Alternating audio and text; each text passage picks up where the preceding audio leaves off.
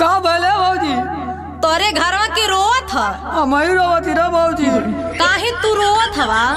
भौजी हमारे साथे बहुत बड़ा धोखा हो गल रे। का भलो? ले सुन, हमारे जाने मन हमके छोड़ के चल गईनी। दारू पियत रहला तबे मुँह मोड़ के चल गईली।